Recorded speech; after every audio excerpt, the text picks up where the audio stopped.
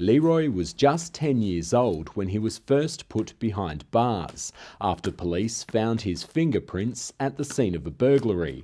I didn't like it, there was too much bigger boys there, and I was probably the littlest one there. Still under 18, he's been imprisoned at Western Australia's Banksia Hill Detention Centre more than 30 times. Leroy says he's been strip-searched, assaulted, sworn at, and alleges that this year he saw a prison officer break the arm of another inmate. They rough-handle kids, they slam them on their face, and one of the boys got their arm broken in there from a guard. An inspection of Banksia Hill in 2020 revealed that detainees spend on average more than 13 hours locked in their cells each day, with an additional lockdown on Wednesday afternoons that lasts up to 5 hours, while staff undergo training. I keep looking at the walls, and I don't like being there for 5 hours. I used to be myself for an hour or something, but not that long, because it does my head in. I started stressing out. Clinical psychologist Dr. Tracy Westerman says prolonged isolation greatly increases the risk of suicide. It's a powder keg of something terrible happening to that child. And so it just really, really gravely concerns me that we're treating children in that way. It's inhumane.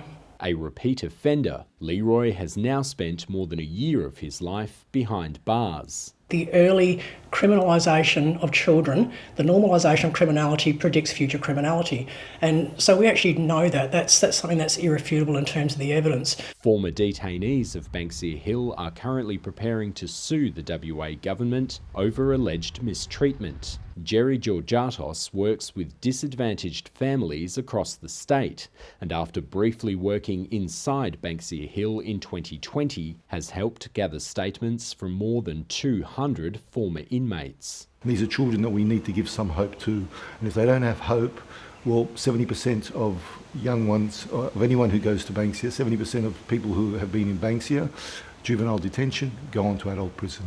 The Director General and the Commissioner for the WA Department of Justice both declined to be interviewed. In a statement, a spokesperson said the department is looking at ways to facilitate staff training that won't require detainees to be locked in their cells. The department says it has no record of an inmate sustaining an arm injury at the time that it was alleged to have happened, and it says that programs to ensure the well-being of detainees are being provided.